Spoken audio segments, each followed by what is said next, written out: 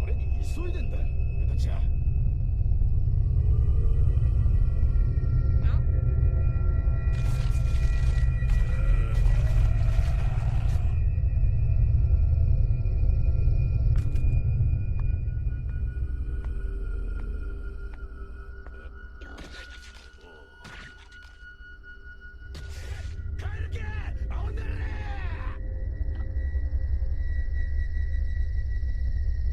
大怪我した年寄り。ゾンビだろ、どう見ても。やめやがって。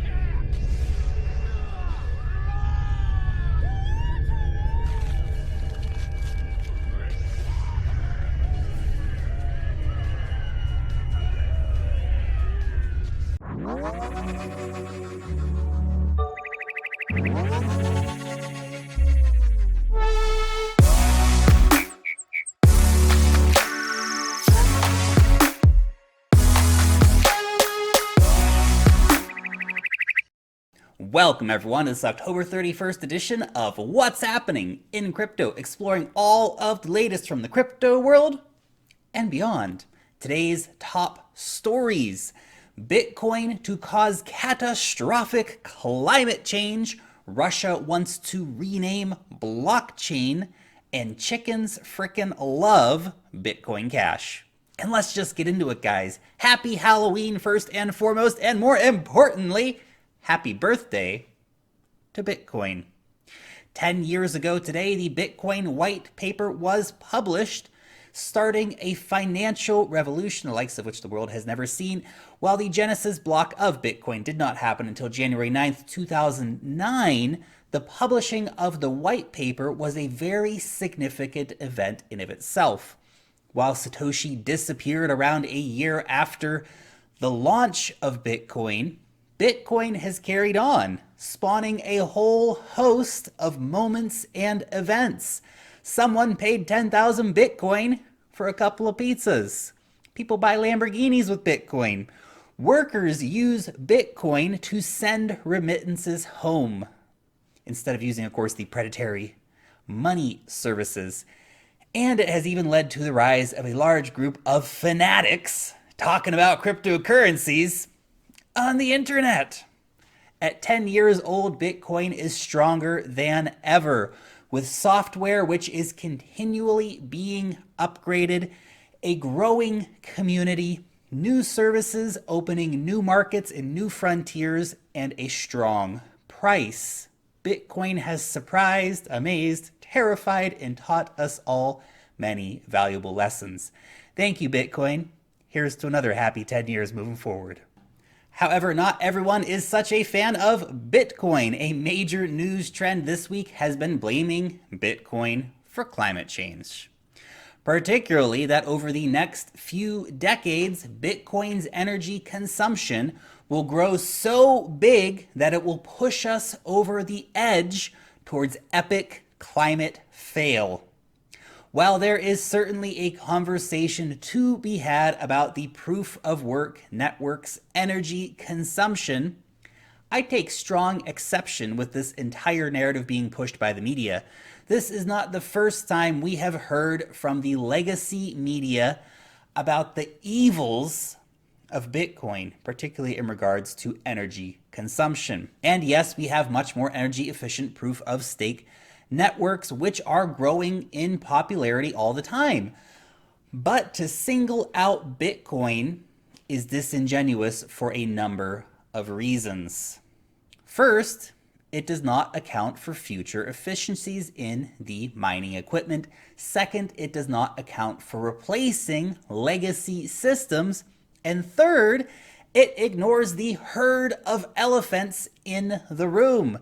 The global banking system is an energy hog. Just imagine banks, servers, call centers, air conditioning, trucks moving money from point A to point B, etc., etc. All of this has a very large footprint. What about gold?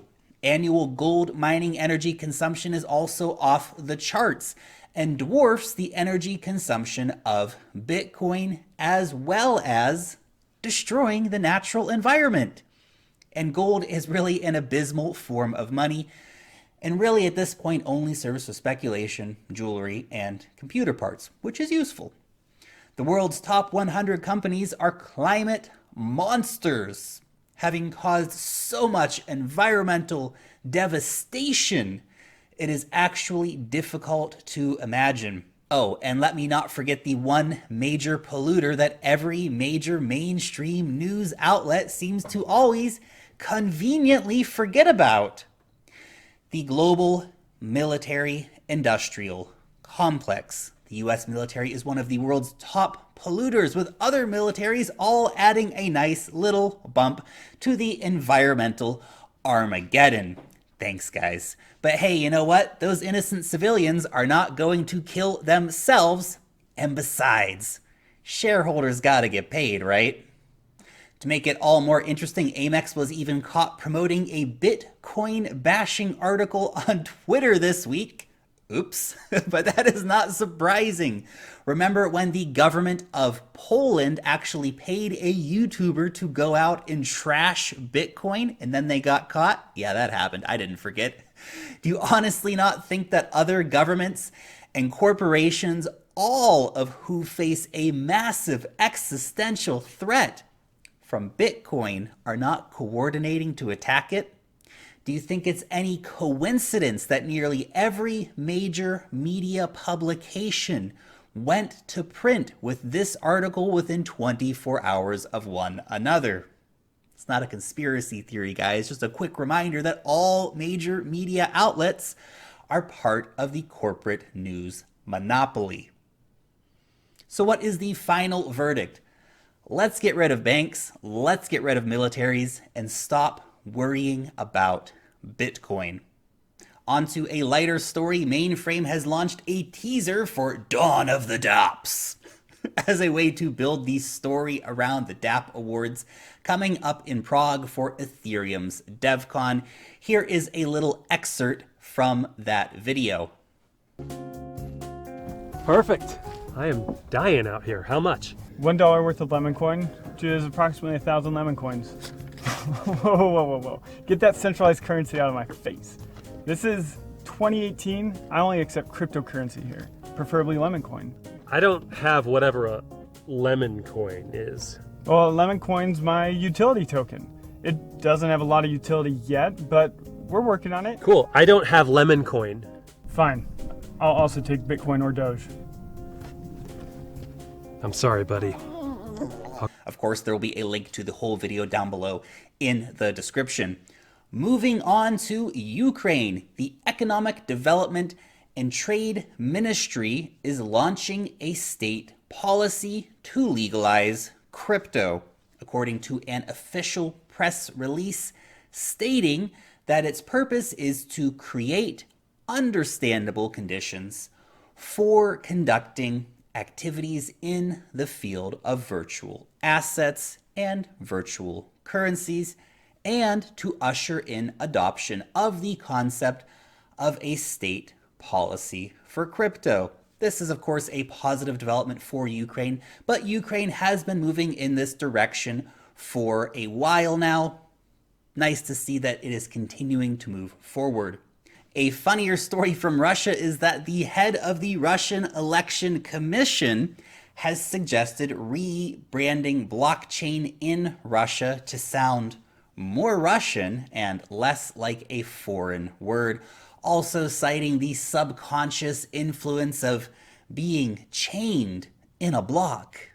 And she's not totally wrong. Whoever decided on the term blockchain did not have a marketing background, obviously.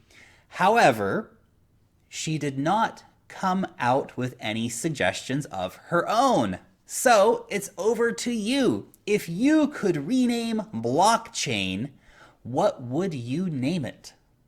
Oyster Pearl is the latest project to come crashing down. Amazingly, or perhaps unsurprisingly, the anonymous founder seems to be the culprit this time, exploiting the code to print himself 3 million tokens and then proceeded to cash them out on KuCoin for an estimated $300,000 US. In a highly competitive crypto market, this will likely spell the death of the project. That, of course, being a very sad moment for the rest of the team and, of course, for the Oyster Pearl community. We will need to watch for updates in the coming days to see how this story plays out. But the move does come a few days before KuCoin was to implement KYC, thus spurring the still anonymous founder to make his move. Zcash, not to be outdone by Monero's bulletproofs, has implemented the Sapling upgrade.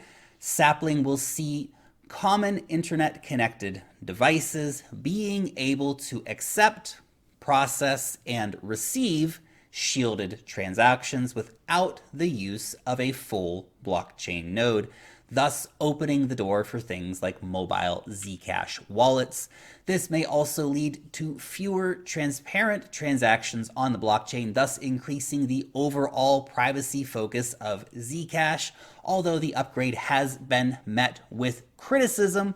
As to take advantage of the Sapling upgrade, users will need to migrate their Zcash to Sprout wallets, which will reveal transactional data. PricewaterhouseCoopers, the global giant, has 400 crypto specialists on staff. This is, of course, a direct response to the growing demand from clients and is a very positive indicator of the direction the industry is moving. Auditing and tax consultancy is a very important part of every crypto company. PricewaterhouseCoopers may be carving itself a very nice little niche here, being the big four company that understands crypto and blockchain could be a great sales pitch. As much as many of us may not enjoy the topic of taxes, it is an inescapable burden, and to see a big company getting out in front of that is definitely a good step. And finally, to end on a positive note, Bitcoin Cash enthusiast and chicken lover Red Pepper 261 has set up a Bitcoin Cash gumball machine full of chicken food, and for 50 cents you can feed his chickens using Bitcoin Cash. And I did, of course. Let's go check it out. Okay, sending 50 cents to the chickens. Let's see what happens here. Click send. Off it goes. All right, chickens, it's coming. You ready? You ready, chickens? You ready? Here it comes. Oh my God, there it goes. Yes, yes, yes, yes, yes. Eat it, chickens. This is awesome. This is how we gotta do this again. Hold on a second. We're gonna do this one more time. We're gonna do this one more time, guys, because this is awesome. Okay, here we go. Feeding the chickens again. You guys ready for it? Chickens are ready for it. I know it. I see it. They're waiting. They're waiting. Here it comes, chickens. Here it comes. Get ready. Oh my God. Oh, there it goes. Oh my God, they're eating it again. Yes. Yes, this is genius. This is genius. I love it. Thank you so much for watching today's episode. I love you. Seriously, you are awesome. And I would love to know your opinions about any of today's news stories down below in the comment section. Thumbs up the video, subscribe to the channel, hit the bell to keep up to date with what is happening in crypto. Join the conversation over on Twitter. Long live the blockchain, and peace out till next time.